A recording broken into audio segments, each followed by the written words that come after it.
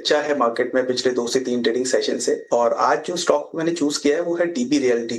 DB realty में अगर हम देखें चार्ट स्ट्रक्चर तो इमीडिएट ब्रेकआउट के वर्स पर ही है स्टॉक। सो 198 वो एक इंपॉर्टेंट लेवल है जो कि अभी के लिए एक ब्रेकआउट पॉइंट बना हुआ है और मेरा सजेशन रहेगा सचिन जी आप 190। दूसरा स्टॉक दे दीजिएगा, डीबी रियल्टी एक्चुअली हमारे कवरेज में नहीं है, आप दूसरा स्टॉक दे दीजिएगा इसके जगह।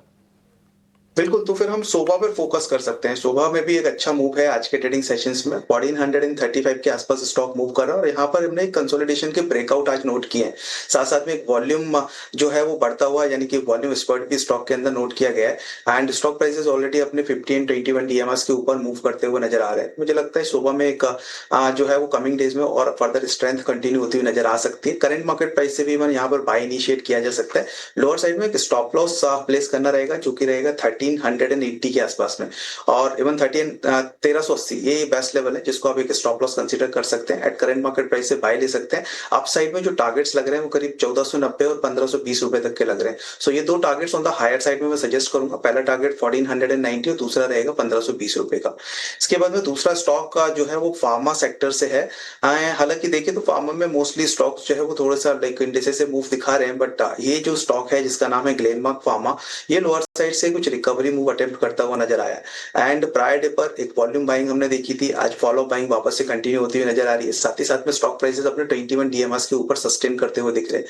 मुझे लगता है ग्लेनमार्क फार्मा में कमिंग डेज में एक अपसाइड मोमेंटम कंटिन्यू होता हुआ नजर आ सकता है। तो ग्लेनमार्क फार्मा यहाँ पर करंट मार्केट प्राइस से बाय करने की सलाह दूंगा। लोअर साइड में स्टॉप लॉस 1400 का रहेगा और अपसाइड टारगेट करीब 1490 1490 रुपए तक देखने को मिल सकता है। ओके, तो दो स्टॉक्स है जहां पे खरीदारी की सलाह है। एक तो है शोभा, यहां पे आप खरीदारी कर सकते हैं 1380 का स्टॉप लॉस रख के 1490 और 1500 के लेवल के लिए आप कर सकते हैं खरीदारी। और दूसरा है ग्लेनमार्क फार्मा, यहां पे खरीदारी करना है 1490 के लक्ष्य यहां पे भी आपको देखने मिलेंगे और 1400 रुपये का स्टॉप लॉस जो है वो आप रखिएगा। और ग्लेनमार्क और शोभा लक्ष्य भी ऑलमोस्ट दोनों के सेम है और जो करंट मार्केट प्राइस है वो भी दोनों के ऑलमोस्ट सेम है। तो आप ध्यान दीजिएगा किसका स्टॉप लॉस और टारगेट कितना है। लेकिन चलिए शो में आगे बढ़ते हैं और एक मैनेजमेंट से बात कर लेते हैं, और मैनेजमेंट है 3B फिल्म्स का। इनसे हम खास बातचीत करेंगे। आज से 3 जून तक अगर आप देखेंगे तो 3B फिल्म्स का IPO जो है वो खुला रहने वाला है। 3B फिल्म्स के मैनेजमेंट से खास बातचीत अब हम करने वाले हैं। एक ऐसे भी IPO बेसिकली अगर आप देखेंगे तो 50 रुपये के आसपास का प्रति शेयर प्राइस जो है वो इसका है, और इश्यू साइज अगर आप देखेंगे तो 33 करोड़ 75 लाख के आसपास का है अगर आप देखेंगे तो। और फ्रेश इशू इसमें से करीब 17.5 करोड़ रुपए के आसपास का है, और OFS जो है वो करीब 16 करोड़ रुपए के आसपास का है। क्या करती है कंपनी अगर आप देखेंगे तो कास्ट पॉलीप्रोपिलीन जो है वो और पॉलीएथिलीन फिल्म जो है वो ये कंपनी जो है वो बनाती है।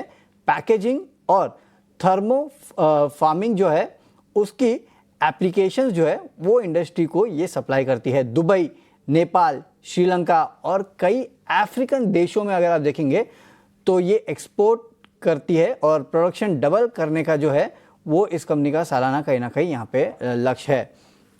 तो चलिए एक काम करते हैं, मैनेजमेंट को भी साथ में जोड़ लेते हैं।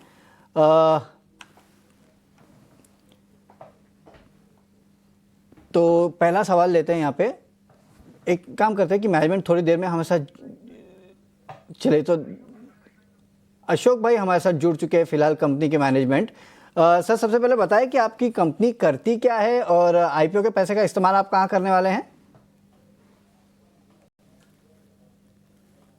सर हमारा जो IPO आ रहा है उसमें हमारी कंपनी के बारे में मैं बताऊं तो हम लोग ने 2014 में कंपनी इनकॉर्पोरेट की थी और 2017 में हम लोग प्रोडक्शन स्टार्ट किया था 2017 अप्रैल में।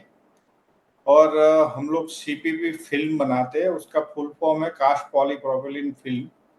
और साथ में अभी CPE फिल्म भी बना रहे हैं, कास्ट पॉलीइथिलीन फिल्म। और 2023 में हमने एक्सपेंशन किया और अभी हमारा जो करंट कैपेसिटी है वो 750 मैट्रिक टन पर मंथ का कैपेसिटी है।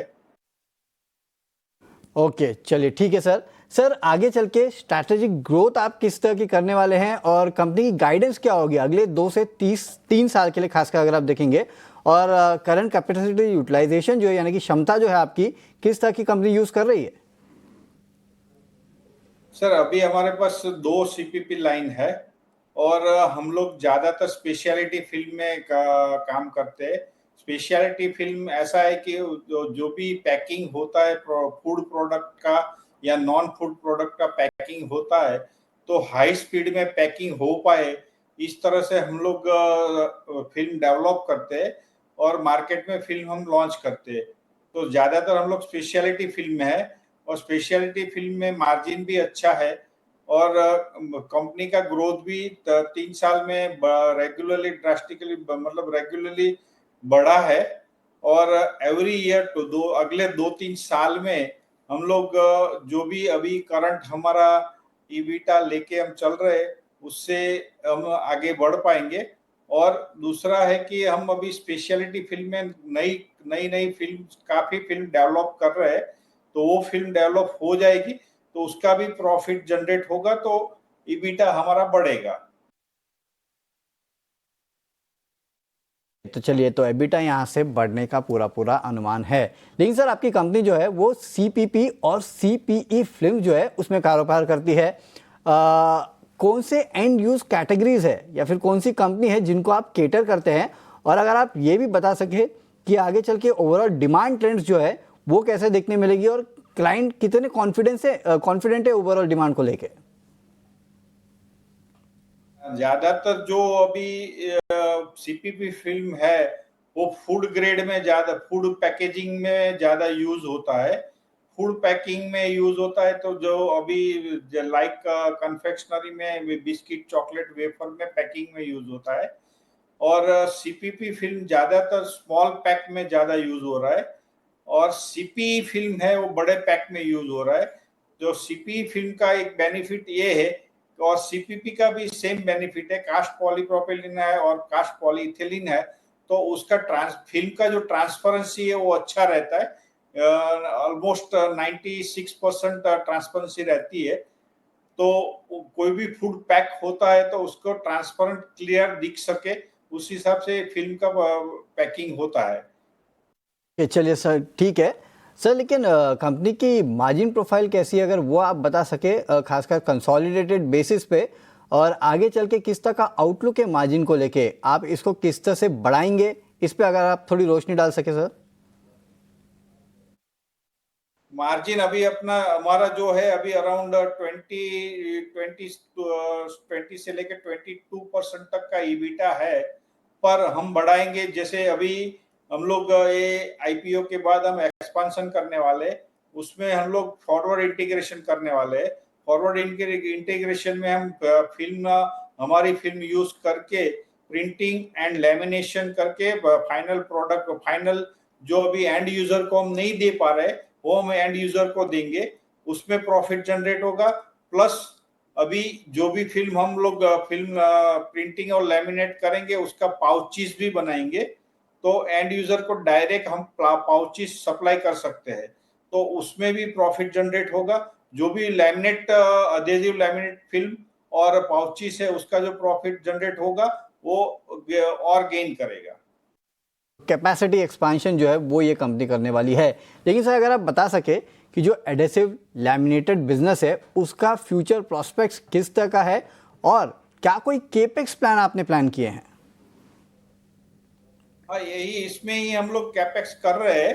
अभी हमने इसमें प्रोविजन किया है 4.43 CR का, उसमें हम लोग मशीनरी लगा रहे हैं कैपेक्स के लिए तो वो कैपेक्स से हम लोग एडेसिव लैमिनेट और पाउचेस बनाएंगे और नेक्स्ट 2-3 साल में और इसमें हम डीप में जाएंगे और थोड़ा एग्रेसिवली उसमें आगे बढ़ेंगे क्योंकि ये फिल्म जो सीपीपी फिल्म है हमारी फिल्म उसमें यूज होगी और हम फाइनली अभी जो हम B2C नहीं कर पा रहे वो हम बाद में B2C कर पाएंगे। तो आगे चल के कंपनी B2C जो है वो भी करने वाली है। सर आखिरी में ये पूछना चाहूँगा कि रॉ मटेरियल के प्राइसेस जो है उसका फिलहाल ट्रेंड कैसे देखने मिल रहा है और क्या कंपनी को कोई बेनिफिट होगा जो पैकेजिंग कंपनीज अगर बंद हो रही है तो उसका क्या कोई शॉर्टेज, सप्लाई शॉर्टेज जो है या फिर सप्लाई मिसमैच जो है वो क्रिएट होते हुए आपको दिखाई दे रही है सर? हाँ, कंपनी को फायदा ऐसे मिलता है कि क्योंकि हम बल्क क्वांटिटी में बाय करते हैं रॉ मटेरियल, और तो फायदा मिलता है। दूसरा कि हमारा जो प्राइसिंग रहता है वो एवरी मंथ चेंज होता है। रॉ मटेरियल प्राइसिंग वो क्रूड बेस पे डिपेंडेंट है, पर कंप्लीटली डिपेंडेंट नहीं है। तो हमारा जो भी प्राइसिंग है वो एवरी मंथ चेंज होता है। जो भी रॉ मटेरियल का प्राइस रहेगा उस हिसाब से हम अपने हमारे जो बायर है उनको हम प्राइस डिक्लेयर करते हैं। Every month of first of every month price change होता है। तो उसमें ज्यादा इफेक्ट नहीं करता है प्राइसिंग पे, रॉ मटेरियल के प्राइसिंग पे, क्योंकि एवरी मंथ चेंज हो जाएगा। प्रोपोर्शनेटली फिनिश गुड का भी प्राइस चेंज हो जाता है एवरी मंथ। चलिए ठीक है अशोक भाई, बहुत बहुत शुक्रिया आज हमारे